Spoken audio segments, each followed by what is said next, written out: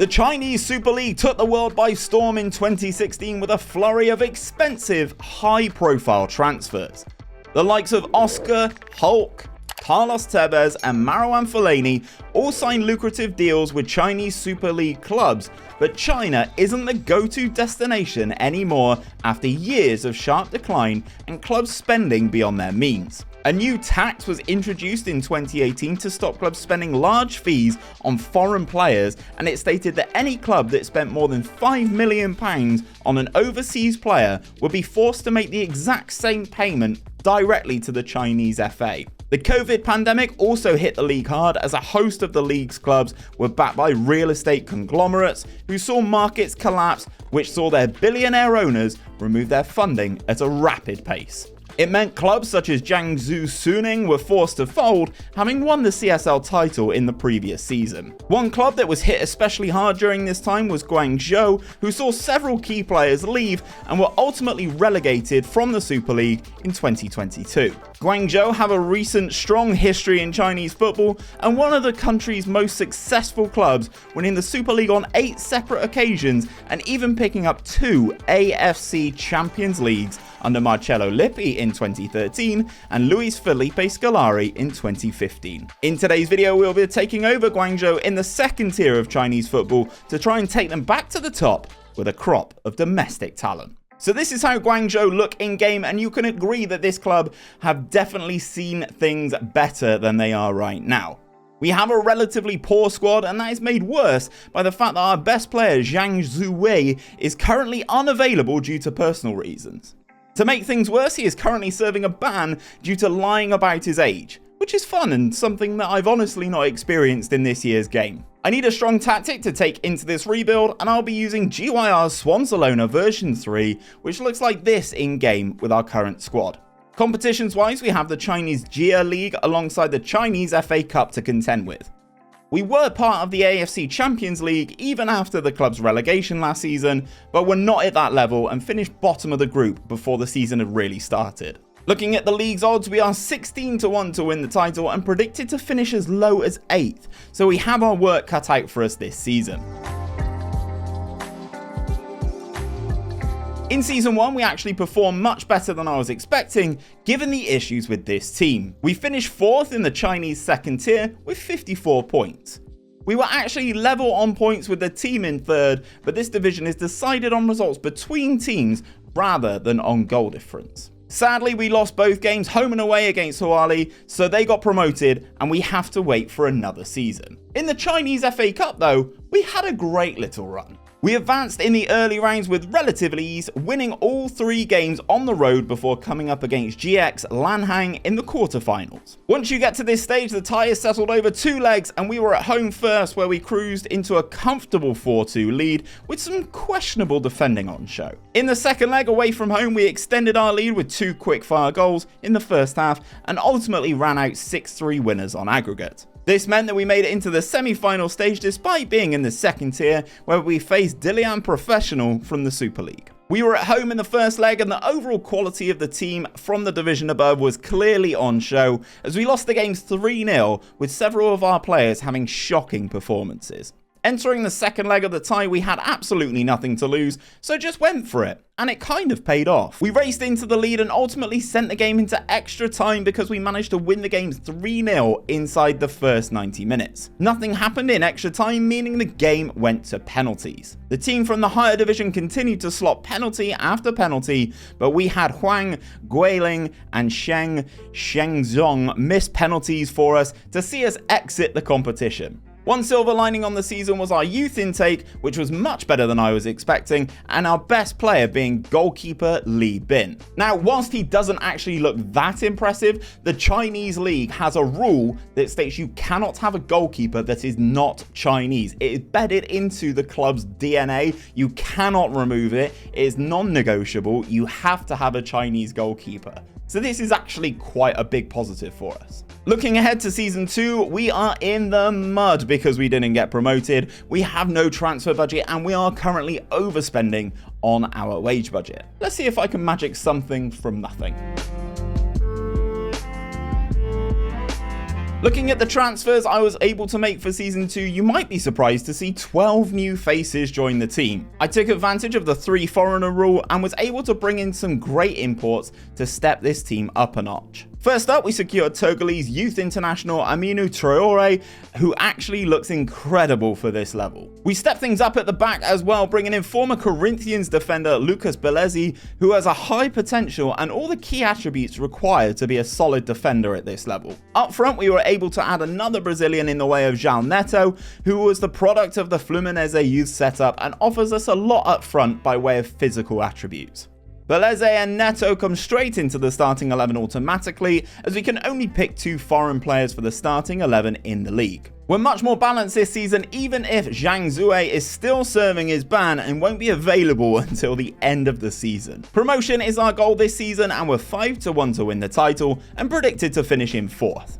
Our promotion bid wasn't helped by the fact that 2-time Super League winners Shanghai Shenhua were also relegated to our division. Season 2 was unbelievable, and I really don't understand football in this country. In the league, we managed to achieve promotion with 76 points from our 30 fixtures. Again, we finished as the same amount of points as someone, but lost due to our worst head-to-head record. In the cup, we were able to progress through the first few rounds against lower league opposition with relative ease before taking on Chengdu Rongcheng in the quarterfinals. Chengdu are currently a Super League team, but you would not know it looking at the result, as we managed to secure 3 goals without getting out of second gear before Manuel Palacios added a 94th minute consolation. We were at home for the second leg and continued to look like the more superior team with another 3-goal haul, this time without reply, to see us progress to the semi-finals for a second season in a row. It was going to be a repeat of last season's semis, and we took on Dilian Professional again, but this time we were in the same division. We snatched the lead in the first leg as Duan Yunzi scored late on to give us the lead going into the second leg. Wang Qi got us off to a flyer in the second leg, but his goal was cancelled out by Streli Mamba just before half-time. There were no other goals in this game, meaning we progressed to the Chinese FA Cup final, where we take on Beijing. Beijing finished the season in 4th in the Super League, and you could visibly see the difference between the two teams as we found ourselves 2-0 down before half-time, and sadly, that's how the game finished, to see Beijing lift the Chinese FA Cup. Promotion back to the top flight does mean that we have some funds available to improve this team, as we have a transfer budget of over 300k and £100,000 a week in wage budget to work with. Back into the Super League, we quickly had to spend some money to be able to compete this season, and we managed to secure several signings early in the window. We picked up Mi Howland to be our new left back to play alongside Jiang Shenlong at the back. Following promotion, we were allowed more foreign players and picked up South African Hashim Domingo to be our new central attacking midfielder, and Argentine defender Augustin Herrera to bolster our back line. We also added North Korean international midfielder Kim Kook-bom, who has lots of experience to take our midfield to the next level. Zhang Zhuyi has finally finished serving his ban from football, so will be available for this season, which feels like another new huge addition in central midfield. This is the best 11 going into the new season, and I'm confident we can have a good campaign. We only have 2 competitions this season in the Super League and the Chinese FA Cup. Even though we were promoted, it looks like our recruitment has helped, as we are predicted to finish in 6th with title odds of 33-1. And I've just spotted former Chelsea midfielder Oscar in the media Dream 11. A player with his attributes seems like a massive waste in this division. Let's get to simulating and see how we get on in our return to the top flight. Things went much better than expected this season, as we somehow managed to finish in 3rd in the league and qualify for next season's AFC Champions League playoff. Ourselves and fellow promoted team Shanghai Shenhua fought it out throughout the season, but ultimately lost out to last season's cup winner Beijing, who secured the 2nd league title in the club's history. Our run in the cup, however, was much more disappointing. We entered the competition in the 4th round this time due to being in a higher league, and beat Guangzhou 3-2 away from home, with João Neto's finish being the decisive goal. However, the 5th round is where we would exit the competition after one of the most unjust games of Football Manager I've ever seen. We took the lead twice in the game, but the opposition levelled with their only 2 shots on target. I know this has definitely happened to some of you. The game went all the way to penalties until Wang Zhiho saw his with penalties saved to see us crash out to lower league opposition. Looking at the team, it's obvious where we're weak: in goal and at left back. Right now we're being forced to play Li Ang at left back, and he is most definitely a centre back, so really not suited to the position. And in goal we have our new gen Li Bin, who has a high potential but a low current ability and only kept 7 clean sheets in all competitions this season. It's an area that I'd love to improve on, but this is where the trouble comes in. Due to the rules in China, my goalkeeper has to be Chinese, which really does scupper what I'm trying to achieve here. Let's see what we can do in the transfer window, as we have just shy of 300k in our transfer budget and £50,000 a week in our wage budget to make things happen. So guys, I think I found myself a new goalkeeper, and no surprise, it is the Chinese national shot stopper. This is Lu Xiaozheng, and the eagle-eyed of you will notice he's still a Bayern Munich player. I tried to sign him and had a deal all agreed with Bayern, but then I discovered the fact that I would have to pay a transfer tax to the Chinese FA due to him coming in from overseas. In 2017, the Chinese Football Association imposed the so-called transfer tax. This meant that clubs which did not make a profit, which is basically all the teams in China, had to, when buying foreign players, pay a sum equal to the transfer fee to a local development fund, which we ultimately couldn't afford. Isn't China fun? We did get lots of our business done early, as we did sign a goalkeeper, bringing in Chen Wei from Shanghai Port on a free transfer to improve us in that position. We also snapped up Wei Xiangyou, Yang Jiango, Cheng Jin and Lin Liangming on free transfers to really improve our squad depth as we return to Continental competition. The team is looking strong going into the season, but I still have that issue at left back, but ultimately I'm happy with what we've been able to build here. Looking at the competitions for the season, I have the 2 domestic competitions, and we'll be back in the AFC Champions League once that kicks off later in the year. League-wise, we're 15-1 to win the title and predicted to finish in 5th, but it will be interesting to see how continental competition impacts our performance in the league. Our board only wants a top half finish in the league, but are expecting a latter stage finish in the Chinese FA Cup. Before we get into the season's results, I had to show you the first game of the season where we took on one of the recently promoted teams who we managed to pump 10-1. This game gave me strong Simpsons stop it, he's already dead vibes. He's already dead. But morale-wise, this was the perfect start to our season. I have to be honest, we were great throughout the course of the season and only picked up 3 defeats throughout the course of the season, which meant we finished top of the league with an impressive 73 points. The top 3 were the same teams as last season, but this season we were able to edge above Beijing and Shanghai Shenhua. In the FA Cup, we advanced past Qingdao Youth Island thanks to 4 goals from Zhao Neto, before comfortably winning in the 5th round with Neto bagging another 3 goals. This meant that we advanced into the quarterfinals where we took on Shandong Tiaxin and managed to progress with goals from Traore and Shenlong. This set up a semi-final tie against Wuhan 3 times, and despite being the better side, we weren't able to get the job done, losing the game 2-0. Season 4 saw us return to the AFC Champions League, but we did have to qualify for the competition proper, as we had to take on Port Lions from Thailand. We had home field advantage for this one and proved that we were the superior side,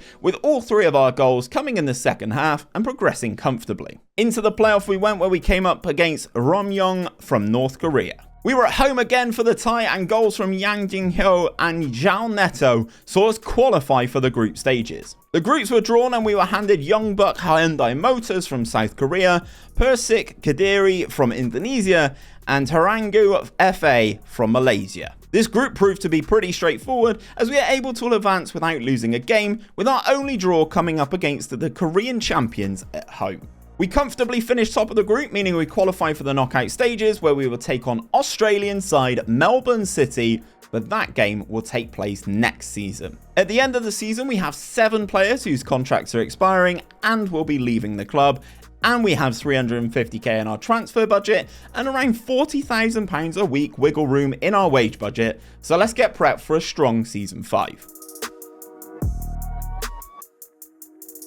We were active in the transfer market for Season 5 with 7 new players coming into the team. First up, we picked up new gen Yang Zhobin, who left Dilian Professional following their relegation last season.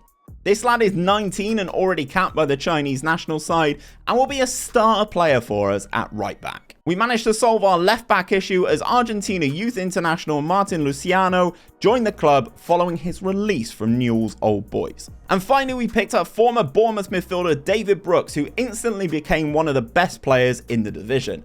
He can play 2 key positions for us and will be very important in unlocking defences with his 18 flair. The new additions look great in our team, but our clear issue is still in goal, where sadly there isn't much we can do about that right now. Other than that, we're supremely well balanced throughout the rest of the team. This season we have the league and the cup, but we also have the Chinese FA Super Cup, where we take on the cup winners and the team that knocked us out last season, Wuhan 3 times. We also have the small matter of the AFC Champions League, which we will resume soon, where we're in the knockout portion of the competition, where we will take on Melbourne City from Australia over 2 legs. As we attempt to defend our league title, we're 5-2 to win the league, but are predicted to finish second behind Beijing. However, we do now have 3 players in that Media Dream 11, with both our fullbacks and David Brooks making the cut. The first order of business for this season was our AFC Champions League knockout fixtures against Melbourne City. We were at home in the first leg and took the lead early through João Neto, but his goal was cancelled out in the second half by Aidan O'Neill. In Australia for the second leg, we extended the lead through 2 goals from Yan Jingho, but somehow managed to capitulate, conceding 3 goals in the final 5 minutes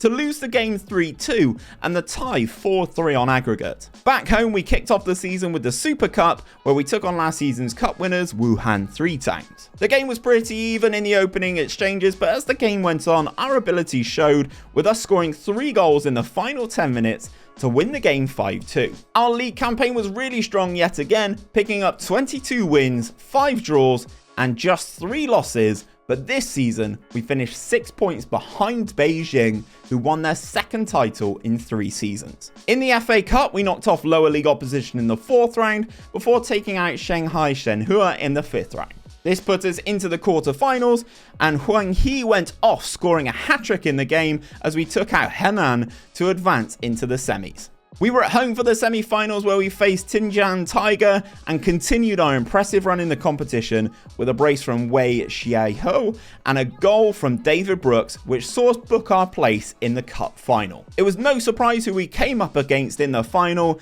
and league winners Beijing stood in our way. The cup final was played over 2 legs and we were at home first. However, despite taking the lead in the game, we lost 2-1 in a game that saw both teams end up with 10 men following 2 straight red cards. On the road in the second leg without our star striker following his red card, and we really lacked bite up top. Beijing cruised to a 3-1 win on the night and won the final 5-2 to complete a league and cup double. Ultimately, we've got this team promoted and made them competitive at the top of Chinese football again, but that rule about signing Chinese-only goalkeepers is an absolute killer.